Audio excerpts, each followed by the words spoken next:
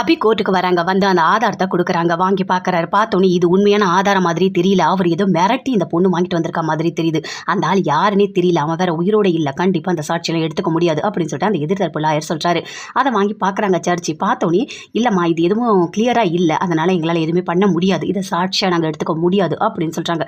அதை கேட்டோன்னே அபி சொல்கிறாங்க, இங்கே பாருங்கள் கண்டிப்பாக சொல்கிறான், அவன் தான் உண்மையான குற்றவாளி, இவர் கிடையாது, இவர் எந்த தப்புமே பண்ணலை, அவன் தான் ஆர்டர் எல்லாமே கொடுத்தான் அப்படின்னு சொல்லிட்டு நடந்து எல்லாத்தையுமே சொல்கிறாங்க.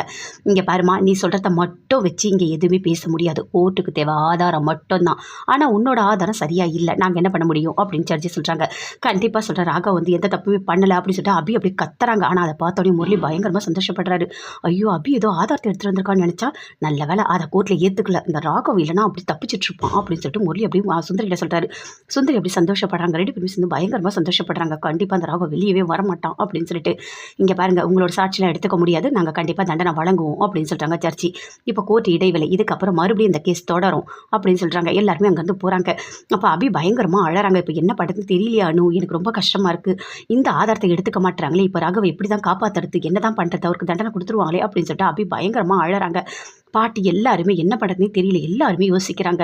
உன்னால் முடிஞ்ச வரைக்கும் நீ போராடி இருக்கமா, எதுவுமே பண்ண முடியலையே அப்படின்னு சொல்லிட்டு பாட்டியும் சொல்கிறாங்க.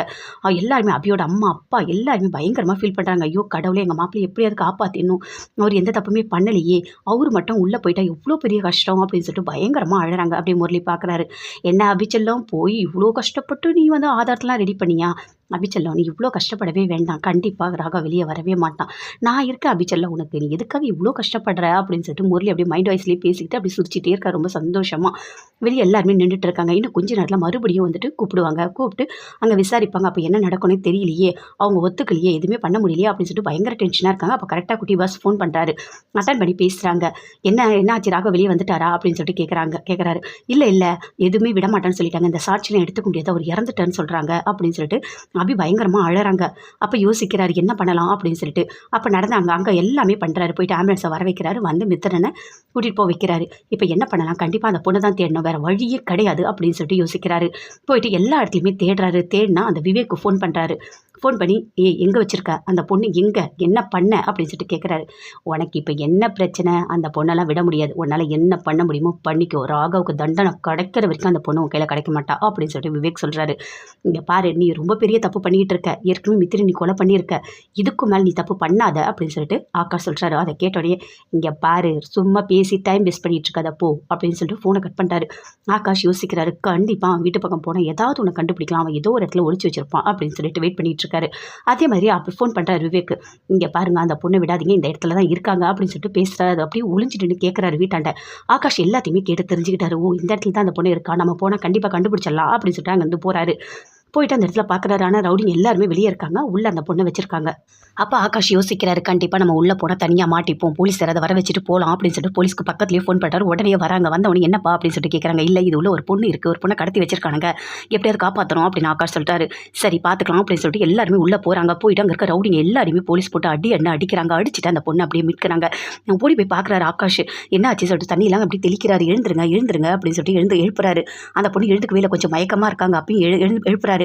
எழுப்பிட்டோன்னு எழுந்து பார்க்குறாங்க. எங்கள் அப்பாவுக்கு என்ன ஆச்சு அப்படின்னு சொல்லிட்டு அப்படி கத்துறாங்க.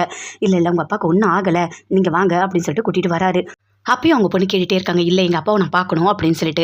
இங்கே பாருங்கள், நான் உண்மையை சொல்லிடுறேன் அப்படின்னு சொல்லிட்டு ஆகாஷ் நடந்து எல்லாத்தையுமே சொல்கிறாரு. உங்கள் அப்பாவை அவன் ஷூட் பண்ணிட்டான் அந்த விவேக், உங்கள் அப்பா உயிரோட இல்லை அப்படின்னு சொல்லிட்டு. அதை கேட்டோடனே அந்த பொண்ணு பயங்கரமாக அழறாங்க.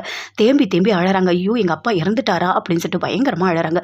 ஆனால் அந்த விவேக் நம்ம சும்மாவே விடக்கூடாது அப்படின்னு சொல்கிறாங்க. இங்கே பாருங்கள், இப்போ எங்கள் அண்ணனோட கேஸ் நடந்துகிட்டு இருக்கு, அங்கே வந்துட்டு கொஞ்சம் கேப் விட்டுருக்காங்க, எப்படியாவது எங்கள் அண்ணனை காப்பாற்றணும், தயவு செய்து நீங்கள் வந்து சாட்சி சொல்வீங்களா அப்படின்னு சொல்லிட்டு கேட்குறாரு ஆகாஷ். கண்டிப்பாக நான் வரேன், அவனை விடவே கூடாது, என் அப்பாவே சாவடிச்சிருக்கான், அவனை விட்டுருவேன் நான், கண்டிப்பாக நான் வரேன் அப்படின்னு சொல்கிறாங்க. அங்கே வந்து ஆகாஷ் கூட்டிகிட்டு வராரு. வந்த உடனே எல்லாருமே பார்க்குறாங்க. வெளியே பார்த்தோன்னே அவ்வளோ சந்தோஷப்படுறாங்க, இந்த பொண்ணை காப்பாற்றிட்டாரு அப்படின்னு சொல்லிட்டு. வாங்க உள்ள அப்படின்னு சொல்லிட்டு உள்ள கேஸ் கூப்பிட்டோன்னே உள்ளே போகிறாங்க. போனோடனே அங்கே சொல்கிறாங்க, இங்கே பாருங்கள் நானும் ஒரு சாட்சி தான் அப்படின்னு சொல்கிறாங்க.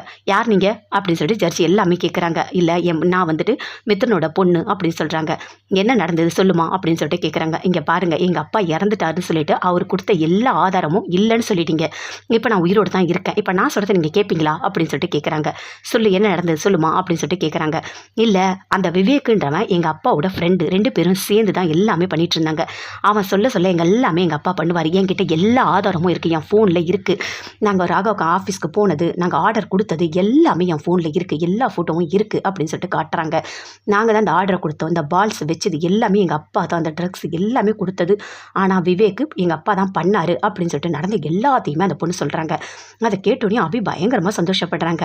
அப்போது நடந்த எல்லாத்துக்குமே காரணமே அந்த விவேக் தானா அப்படின்னு சொல்லிட்டு அந்த கோர்ட்லேயே எடுத்துக்கிறாங்க. அப்போ இந்த லாயரால் எதுவுமே பேசவே முடியல. ஆப்போசிட் லாயர் அமைதியாக இருக்காரு.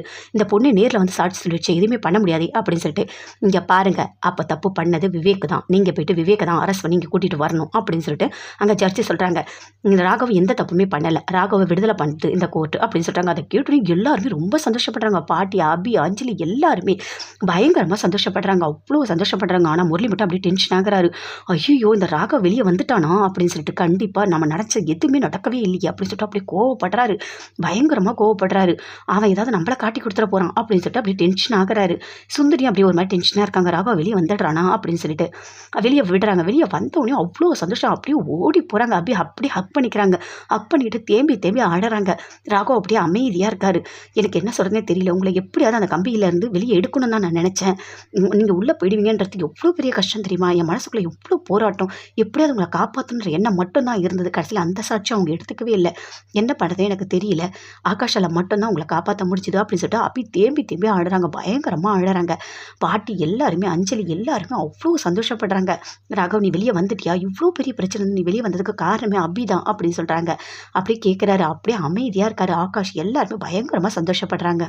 போலீஸ் விவேக் வீட்டுக்கு போகிறாங்க. போயிட்டு அவனை அரெஸ்ட் பண்ணணும்னு சொல்கிறாங்க. இங்கே பாருங்கள் சார்லாம் இங்கே இல்லை, வெளியே போயிருக்காரு அப்படின்னு சொல்கிறாங்க. அங்கே இங்கே பாருங்கள் நாங்கள் எதுவும் வந்தாலும் உள்ளே போய் செக் பண்ணோம் அப்படின்னு போலீஸ் உள்ளே போகிறாங்க. விவேக் வீட்டுக்குள்ளே போயிட்டு எல்லா இடத்தையும் செக் பண்ணுறாங்க. ஆனால் விவேக் அங்கே இல்லவே இல்லை. எங்கே போயிருக்காரு, அப்போ அவன் எங்கேயோ எஸ்கேப் ஆகிட்டு இருக்கான், கண்டிப்பாக அவனை தேடி பிடிக்கணும் அப்படின்னு சொல்லிட்டு போலீஸ் தேட ஆரம்பிச்சிட்டாங்க. இந்த விஷயம் எல்லாமே விவேக்கு தெரியுது. ஓ ராகவ் வெளியே வந்துட்டானா, அப்போ நாம் மாட்டணும், இனிமேல் நாம் கொஞ்சம் இதுவாக தான் இருக்கணும், கண்டிப்பாக மாட்டக்கூடாது போலீஸ்கிட்ட அப்படின்னு சொல்லிட்டு அப்படி யோசிக்கிறாரு. ஐயோ இந்த மித்திரனும் இறந்துட்டான், கடைசியில் நம்மளை மாட்ட விட்டு போயிட்டானே அப்படின்னு சொல்லிட்டு பயங்கரமாக டென்ஷன் ஆகுறாரு. இப்போ என்ன பண்ணுறது, ஏதாவது வெளிநாடு ஏதாவது தப்பிச்சு போகலாமா அப்படின்னு சொல்லிட்டு யோசிச்சுட்டு இருக்காரு. அபியோட அம்மா அப்பா எல்லாருமே பேசுகிறாங்க. நீங்கள் வெளியே வந்தது நினச்சா எனக்கு ரொம்ப சந்தோஷமாக இருக்குமா, பிள்ளை என் பொண்ணு எவ்வளோ மனசளவில் கஷ்டப்பட்டான்னு எனக்கு தான் தெரியும் அப்படின்னு சொல்லிட்டு அபியோட அம்மா அப்பா அத்தை எல்லாருமே பேசுகிறாங்க. ராகவ் அப்படியே அமைதியாக இருக்காரு, எதுவுமே பேசவே இல்லை, பயங்கரமாக சந்தோஷமாக இருக்காரு. ஆனால் ராகவ் அப்படியே பார்க்குறாரு பாட்டி. சரி வாப்பா நம்ம வீட்டுக்கு போகலாம் அப்படின்னு சொல்லிட்டு வீட்டில் இருக்க எல்லாருமே வீட்டுக்கு கூட்டிகிட்டு போகிறாங்க. வீட்டுக்கு கூப்பிட்டு போனோன்னே ஆர்த்தி